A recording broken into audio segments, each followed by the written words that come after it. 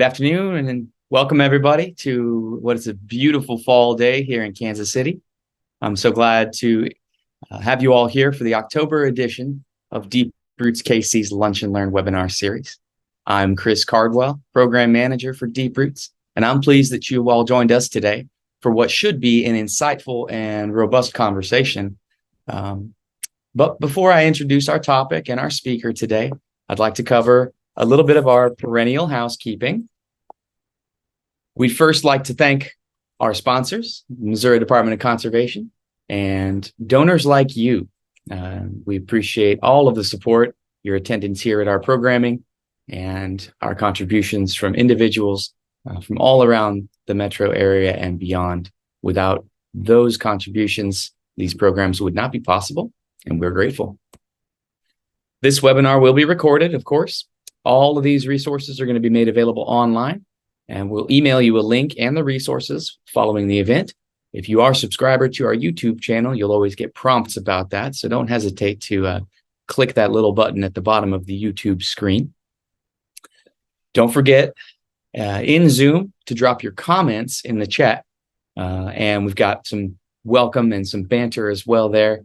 But put your questions in the Q&A section so that we can distinguish those and we can make sure to try and get to all of the questions that I'm sure are going to be coming in from what is going to be a phenomenal conversation.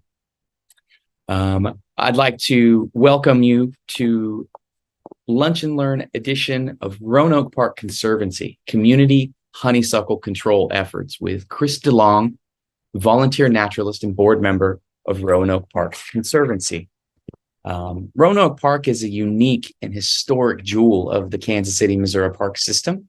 It showcases the naturalistic design of George Kessler. It's 38 acres, contain a community center, sports fields, wonderful playgrounds, and its dramatic topography is ringed by rocky wooded slopes that are traversed by over 2.5 miles of hiking and mountain biking trails with several small springs. So from high to low, from dry to wet, and sunny to shaded, the park's natural areas contain a surprising diversity of habitats and provide an urban nature escape in the middle of Midtown. Examples of its natural diversity can be found on the Roanoke Park Biodiversity Project. That's on iNaturalist app. There's also a 2012 tree inventory, which actually revealed 45 tree species, 37 of which are native to the Kansas City metro. And so beginning in 2010, neighbors began large-scale bush honeysuckle removal efforts and park cleanups with the intent of cooperating with Kansas City, Missouri Parks Department. Their efforts were to reclaim the neighborhood amenity and to make it a safe, usable, and welcoming space for all. The Roanoke Park Conservancy was formed in 2011 as a 501c3, and a master plan was developed, and an ecological restoration master plan was then developed. The success of those efforts shows in the improved condition of the park and the many people that enjoy it on any given day. For our speaker today, Chris DeLong, he serves as one of the 10 board members of the Conservancy, helping it advocate for the park through education and public-private partnerships. He also maintains the RoanokeParkKC.org website and the social media presence. Chris has been advocating for native landscapes in the park since the efforts began in 2010 against the invasive bush honeysuckle. Now, the questions of what used to grow here and what should be growing here has led Chris on a lifelong exploration of our area's botany and natural history. Inspired by our guru Doug Tallamy's Bringing Nature Home, Chris and many other volunteers have attempted to foster and establish native plants in the park, not just by cutting back invasive species, but by following up with seeding and planting natives. Chris also led the effort to win a Rebuild KC grant, which will allow Roanoke Park Conservancy to hire contractors to do ecological restoration in the park, which will expend both grant and donated funds. Venmo at Roanoke Park KC, hint, hint. Chris is excited to show you some of Roanoke Park today and would love your help if you want to be involved. I am pleased to have had the opportunity to share some time with Chris in the park. And we've got a wonderful video on site there that we were able to produce and that Chris has graciously edited. And I welcome you to Roanoke Park honeysuckle removal efforts.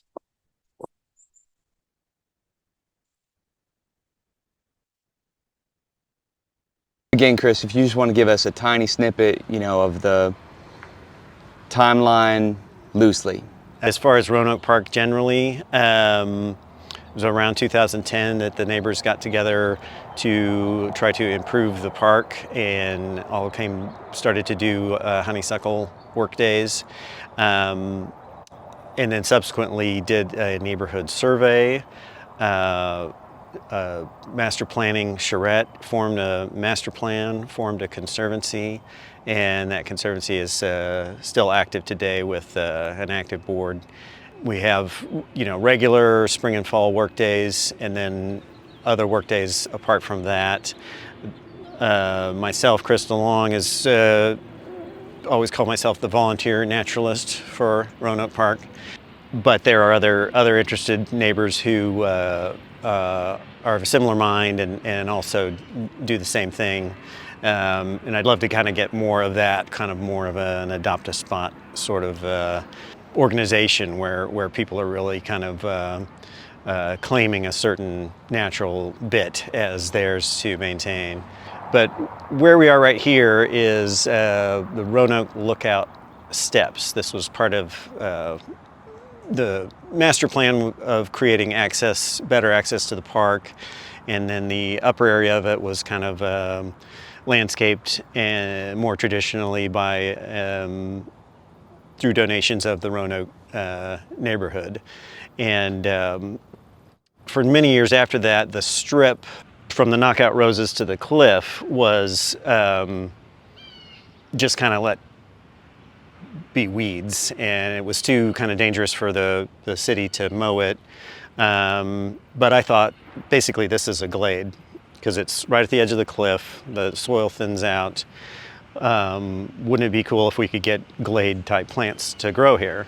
So spent a year killing out the turf grass and the turf grass weeds that were there, and in the wintertime put down a native seed mix that was partially things that I had collected from random spots locally, and then other things that I had bought from Missouri Wildflower Nursery or Hamilton Native Outpost.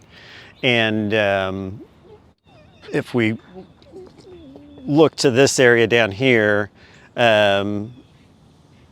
you can kind of see what this current state is at now. We've got mostly side oats grama, and then some things that just kind of came up on their own. This is called, it's a type of croton, one-seeded croton, I think, which is an annual, but I kind of love it because it's kind of shades out the ground and stays low. Doesn't have any flowers on it right now, but this is rose verbena. And then some of those elm leaf goldenrod kind of came in by themselves as well. But I had limited success or some challenges along the way. All right, well, we're here taking a little closer look with Chris Cardwell, and I just wanted to point out that I had initially used an Excelsior like erosion mat type fabric. I put the seed down and put this mat over it because I was kind of worried. There's elm leaf goldenrod, there's some columbine.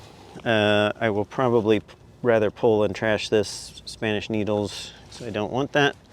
But we're right here on the edge of the rocks looking down at kind of a cliff. And I was worried the soil was just kind of gonna slough off. It's a neighborhood kitty.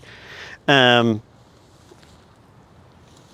I put this erosion mat down, but I felt like it was a negative because the annual winter annual weeds like black medic just went crazy underneath this mat, and I fought them for, the next, obviously took the mat up and reseeded a couple times since then, but, trying to use the idea that the side oats grama makes a good just kind of green mulch, and then we'll keep putting other things in year after year. We have lance leaf coreopsis. In the springtime, this was just really covered with yellow flowers, and actually saw, a bunch of birds hanging out and eating the seeds off of them. I've talked to the Parks Department about maybe trying to do a little micro burn here, and they thought that was possible. Any questions, Chris? Well, I just love this vista, and then can you speak at all to kind of the volunteer initiative as to how do you get people to put their boots on and scale the cliffside here and get into the bones of this as neighbors and friends? I feel like I don't have any particular secrets about volunteers. We usually will have, like I said, these designated events, and we'll put the word out. Thankfully, we do have an active board where we'll get a few board members that always come out to those types of things. And then there are some people like me who are just regulars who just come on a weeknight or a weekend morning and do this sort of thing for fun. We don't scale the cliffs too much, this one at least. It is pretty rocky, and you want to not hurt yourself, kind of give people what they can handle, and don't be a slave driver. Has worked out pretty well. We have a regular trail builder, trail steward named Scott as well, just calling out some of our neighbors that put in a lot of time.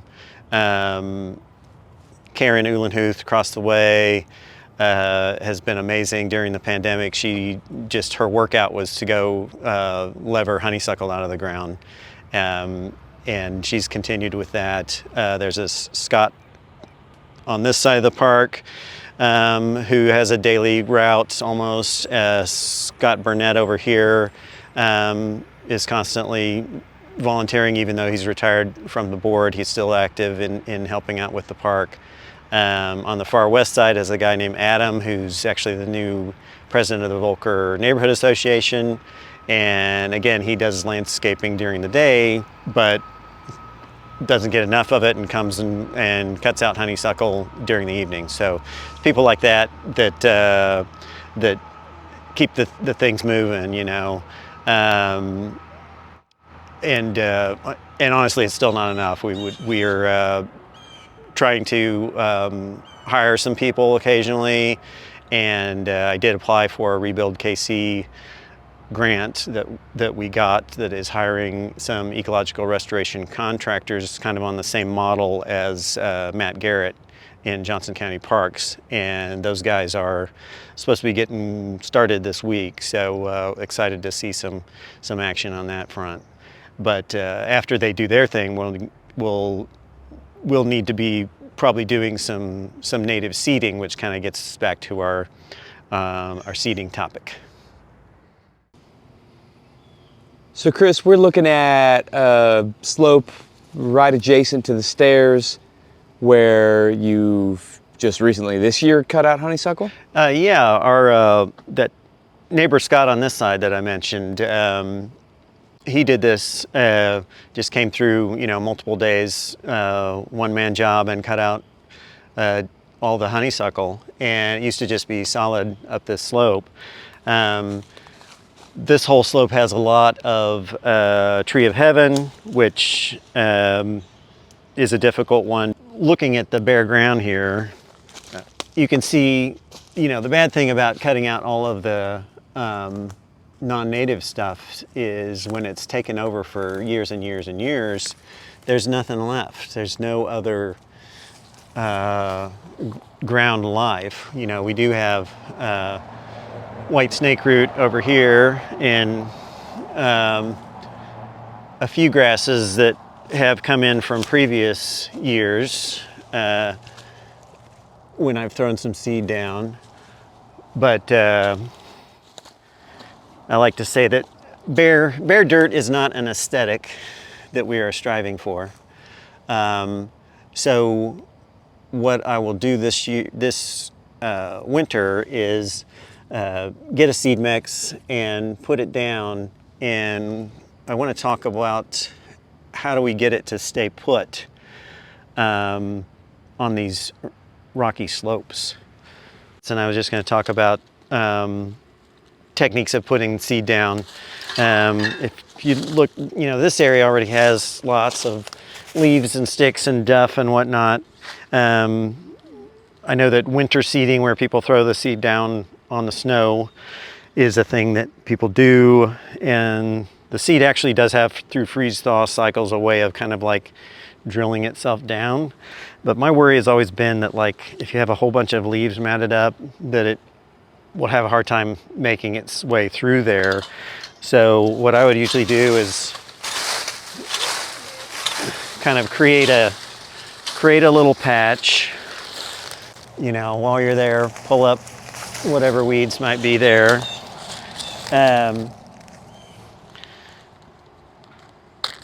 Put down just your little sprinkle of the seeds that you're dealing with. And then put the stuff back over lightly, you know, don't bury it completely. So that's one method. Where it is steeper, I have had some success in another steep area using this in the past, where it was very steep and it's doesn't have stuff piled up on it because it's too steep for that, and it has run off. So in those cases, you know, again, putting down your seed mix and using just the smallest amount of wood mulch. This particular mulch is very black. It's not the kind I would order. Normally I'd use a natural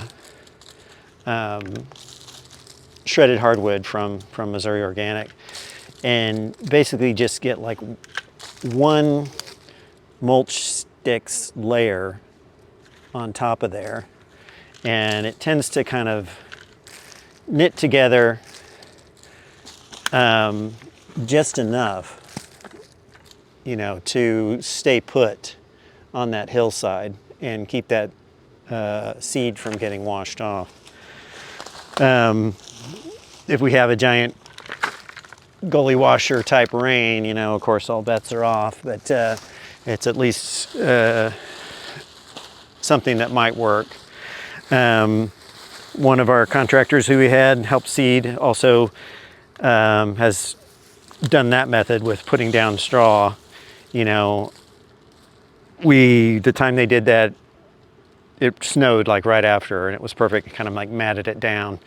But in general, I'm like a little, I would trust the straw less than a little more ground contact of any of the first two methods that I was talking about. So then you put it down there and you go to bed and you dream of seeds growing in the springtime. Let's go take a look at some other parts of Roanoke Park where we've done some seeding in the past and see how that's turned out. This spot is above these very steep stairs below the Gordon Park School, and was an area that was 100% honeysuckle years ago, and cleared all of that out. It was bare dirt. Some of these seeded primarily river oats, and some people don't like it because it does tend to dominate, which is kind of what it's done here. This area was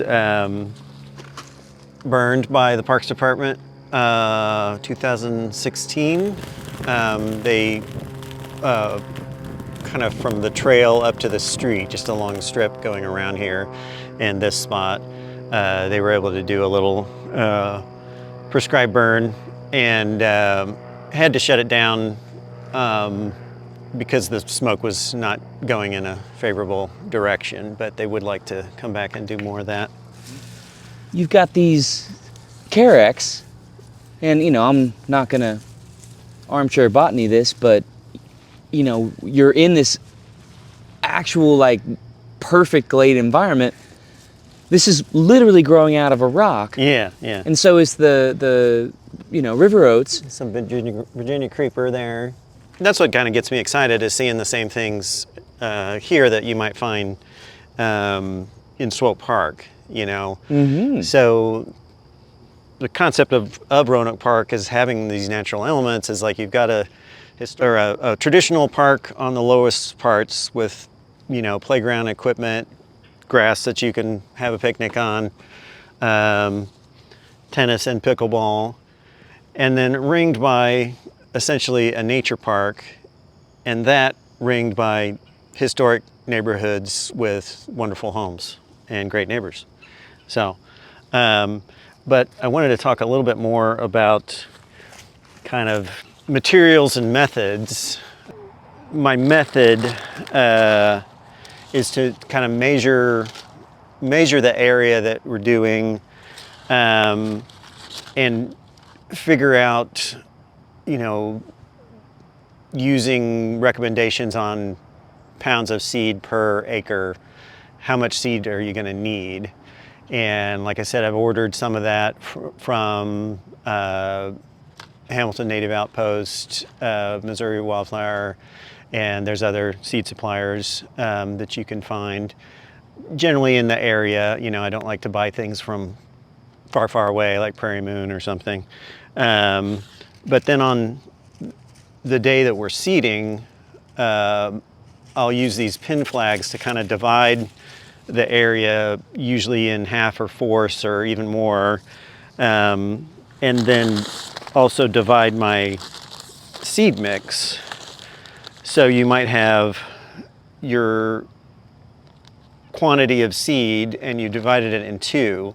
So then that helps you when your volunteers can come help you. You hand them a bag and say, like, okay, within this group of pin flags, put this seed down and try to make it as even as possible. Woo!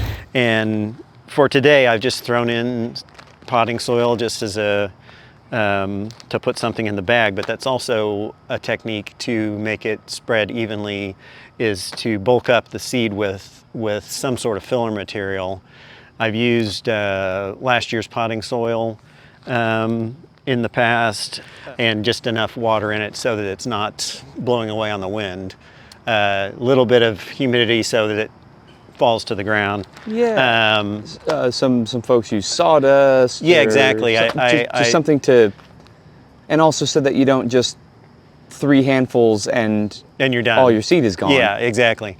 Yeah, if you know somebody with a wood shop and a dust collection system, sawdust is great.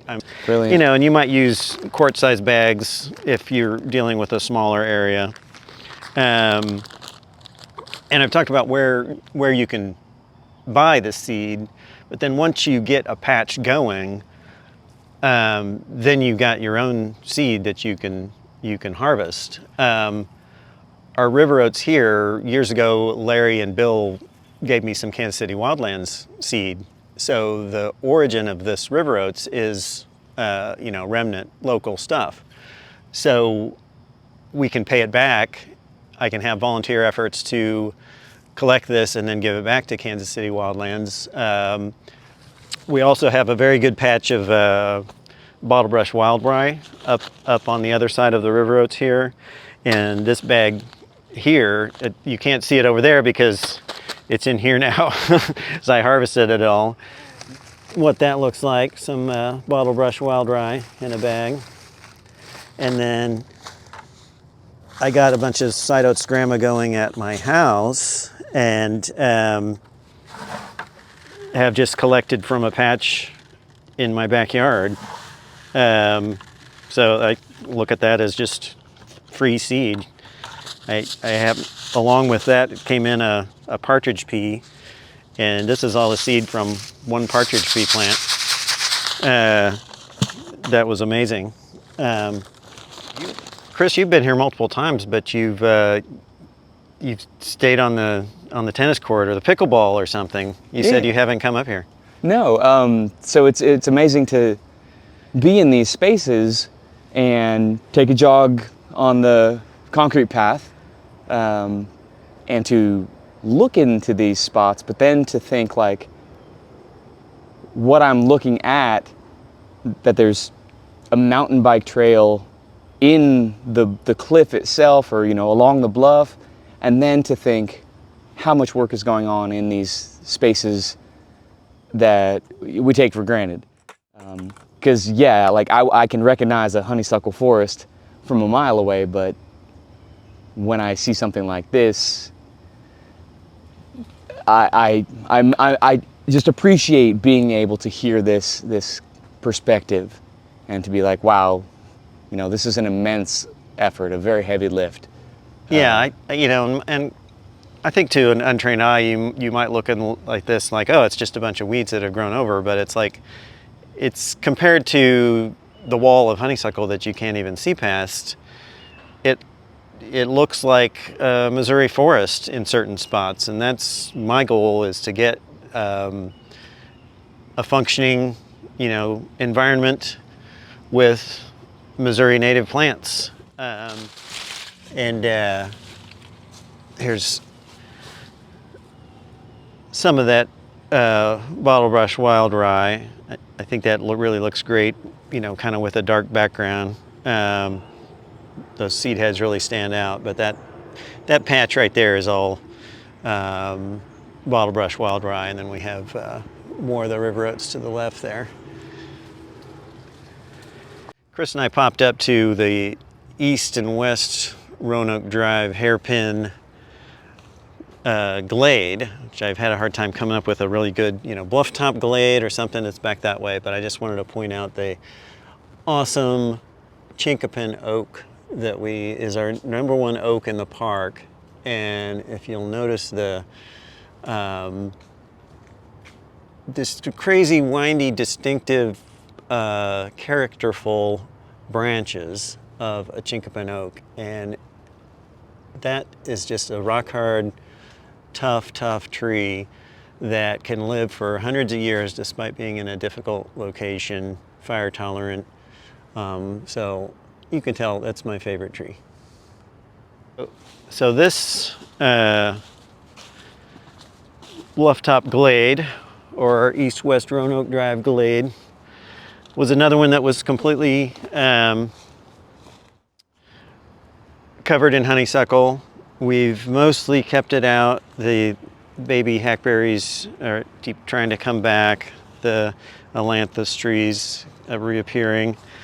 But seeded various things. Canada wild rye is another one. The aromatic aster here has really been super happy,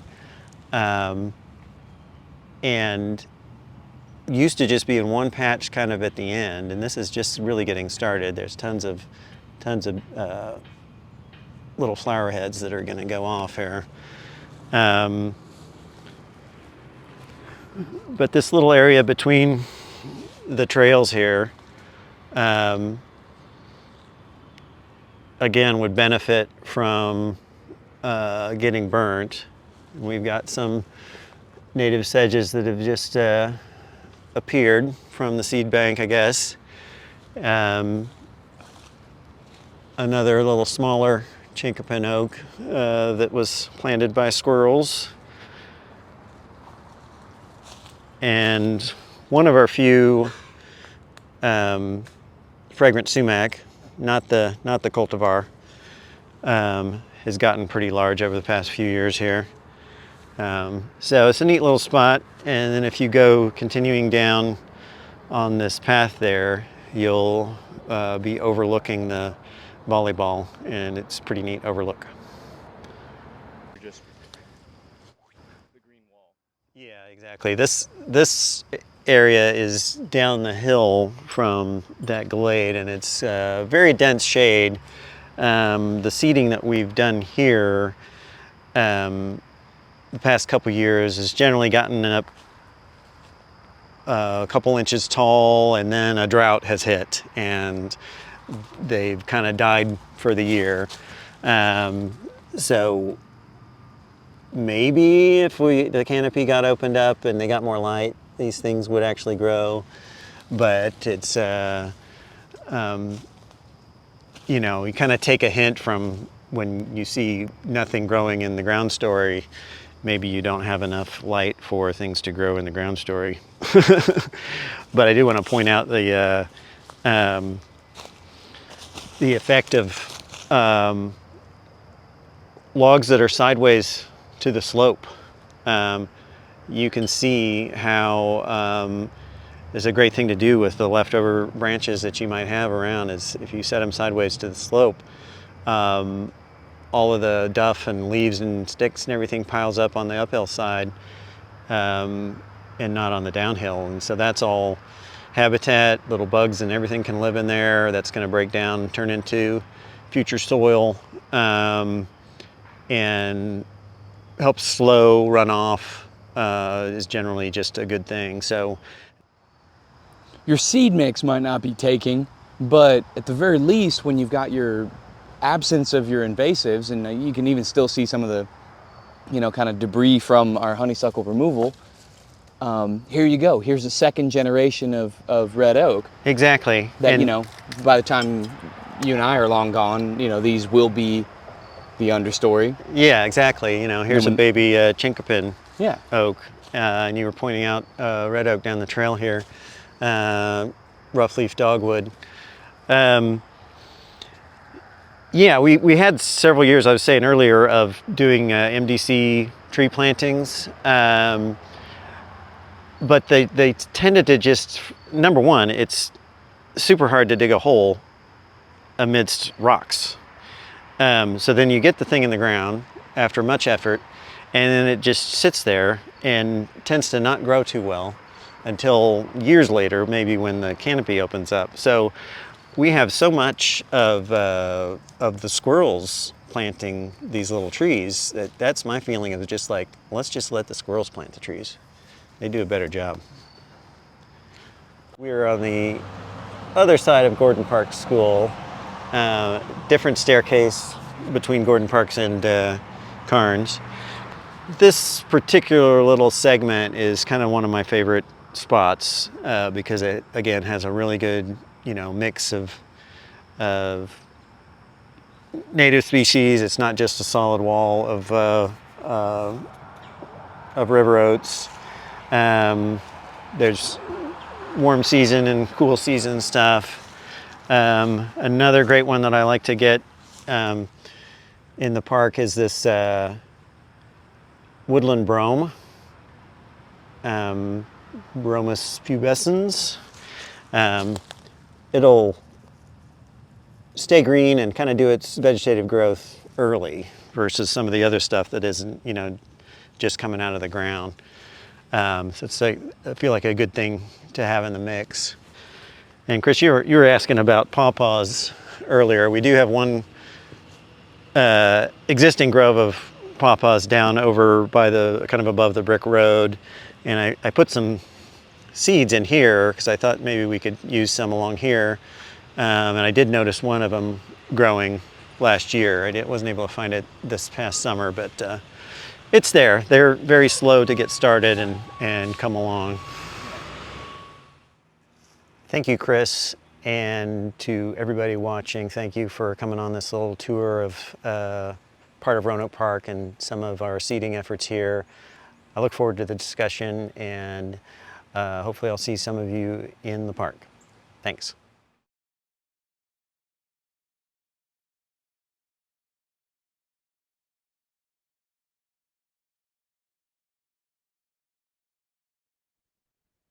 Well, what a fantastic conversation. And again, my privilege to be there spending time with you, Chris. Let's invite our guest, Chris DeLong, to join us live here. And let's get into some of these great questions. We've got some obviously very engaged folks. Applause coming in, praise for all over for the efforts and for that great video, Chris. So welcome. Thank you, and I'm glad so many people are watching. Thanks for taking time out of your day. Yeah, I don't know if you want to kind of pick which questions you want me to answer, Chris. Yeah, sure. Let's do it.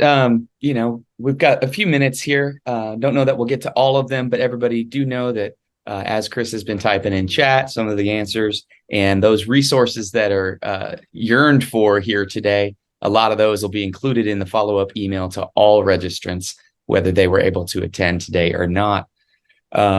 First questions that came in, a couple came in offline here about that erosion mat. That was early in the video. I'm of your mindset where erosion, or what you call it weed mat, and they call it weed mat because that's what grows there. Talk a little bit more about that product. Did it biodegrade, or did you ultimately have to come in and remove that? So you said part of it did, part of it didn't. Yeah, I did. I did pull it up, and when I put it down, I'd use kind of those landscape fabric staples to keep it from blowing away. And so I had to pull those up and kind of roll it up in sections and trash it. After that experience, I wouldn't recommend that. And then back in other places in the park where it's a lot more trees and rocks, it just would be completely impractical. So, and to that point, you've found success erosion control in less kind of constructed ways, right? I mean, you've got seed to take with that mulch process, with the straw and so on. I think I maybe, like I said, would use the mulch method up there, or maybe like a small version of that little log method where I could put a whole bunch of small branches along that edge, and that would have kept everything and made me feel better about nothing running down the hill.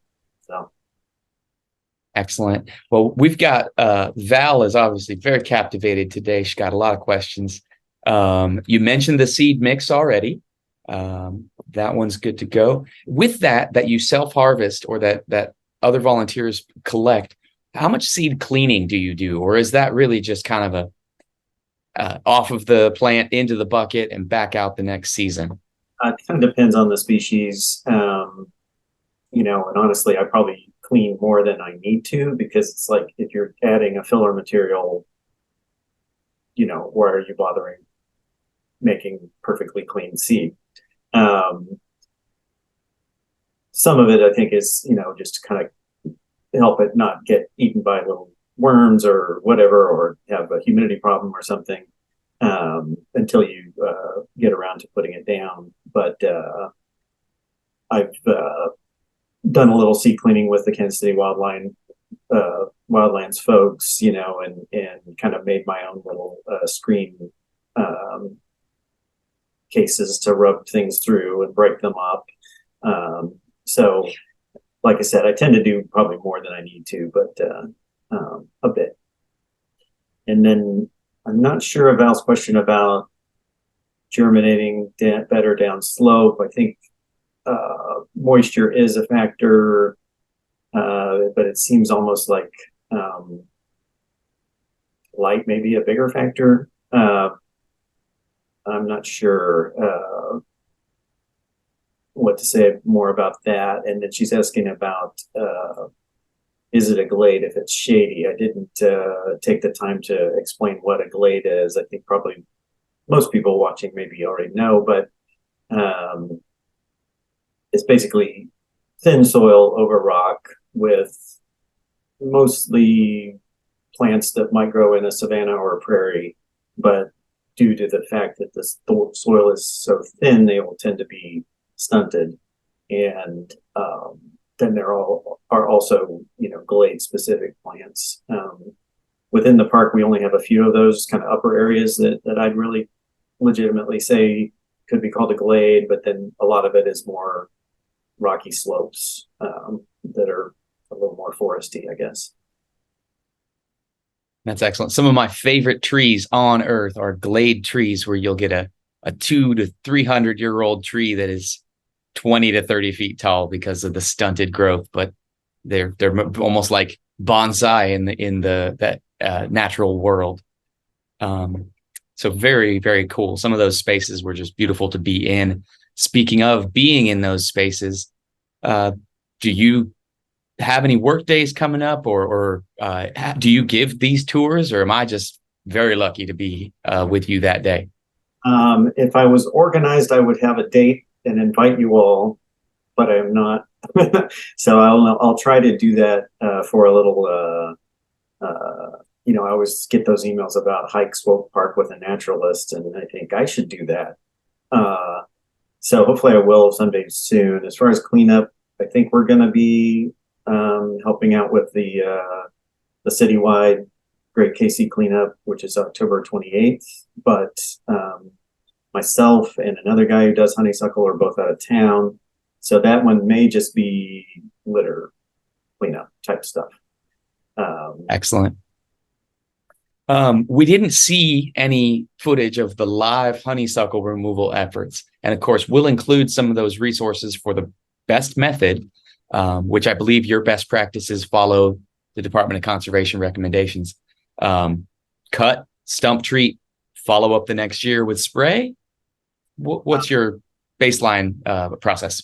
Yeah, I think if you didn't miss anything when you cut it and treated, there is not a next year, which is a good thing.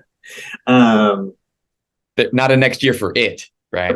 Being the herbicide that you're using, which generally we use the same thing that they'll use on a Kansas City Wildlands workday, or other people are using Tordon, and you just put that in a ring around on the cambium layer of what you cut.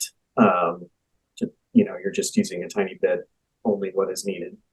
I know that one of our volunteers prefers to just do root docking, and so that Karen that I mentioned, she went out with a pickaxe and started levering them up and sawing out the roots, and doesn't come back if you do that way either. I think some of these really steep slopes, I'm a little worried about soil disturbance and stuff kind of running downhill.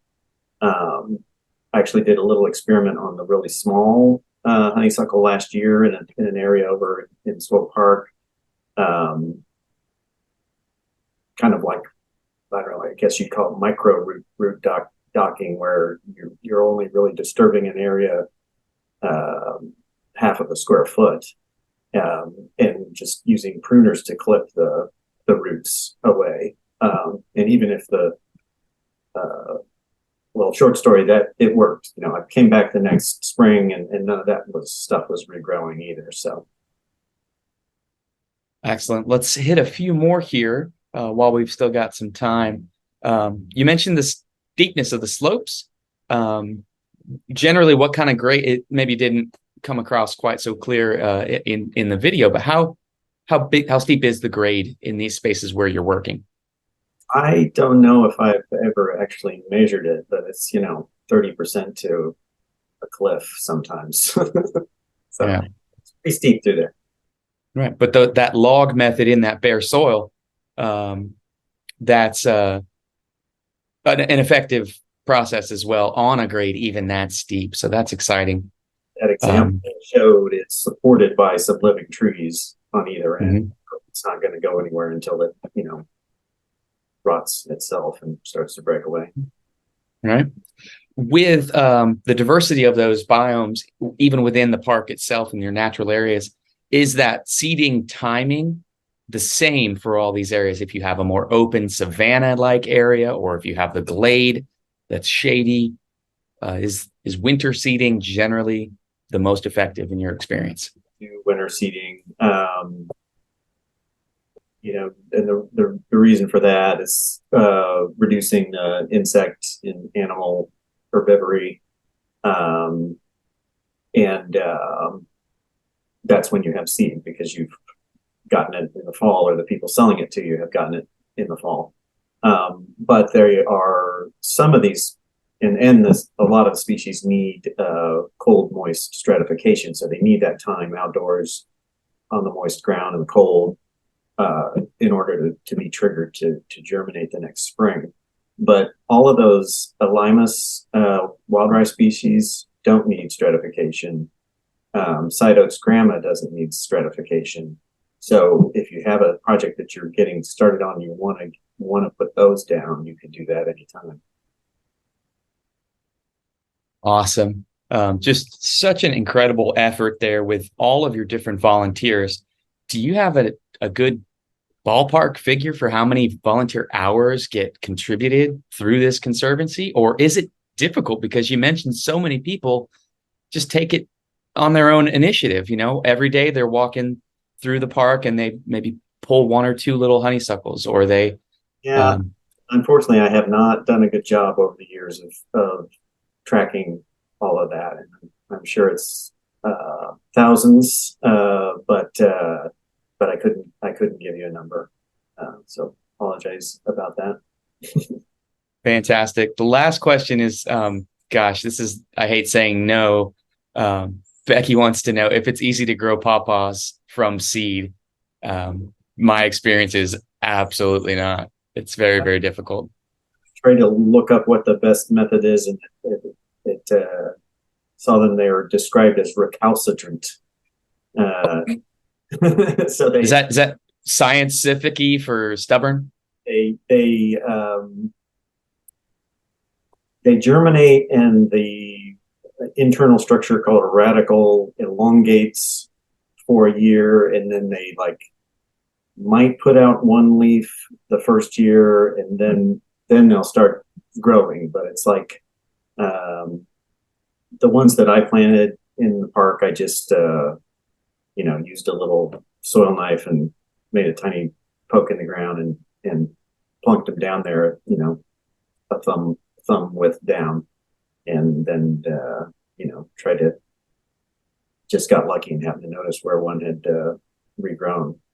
Need to go check some of I did kind of map where I put them, so I need to go back and look at that.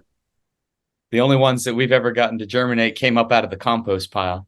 And I mean, I've got avocado trees that come up out of my compost pile, so it's kind of pretty funny. I think we're going to hold it off at that. All of our contact information for our audience will be available.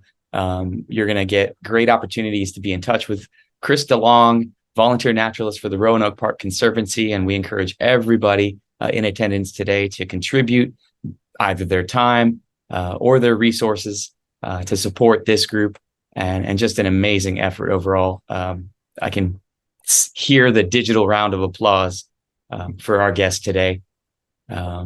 We are going to wrap up. I'm going to go ahead and share some final slides for us here to give us a bit of an outro. So, Chris, we're super grateful to you. Let's tell you a little bit more. Oh, pardon. Go ahead. Deep Roots KC, that is an amazing organization with just a wealth of knowledge and passion, and making Kansas City better all the time. Fantastic. Well, folks, we'd like to remind you of our featured events. You saw this in our introduction here, but today, this evening, what a beautiful day to be out in the garden, and no better garden to be in than the Deep Roots demonstration garden at the Anita Gorman Discovery Center. Work and learn sessions with my dear colleague and friend Sydney Ross are some of the greatest volunteer opportunities for any of you who are curious about native gardening, who really just want to get their hands dirty and see what these native landscapes really look like when they're designed, maintained, and allowed to flourish in a supported way. Another one coming up on the 11th, and go to deeproots.org/ get involved, and you'll find all of the opportunities to volunteer through the rest of this season with our great mentor and colleague, Sydney.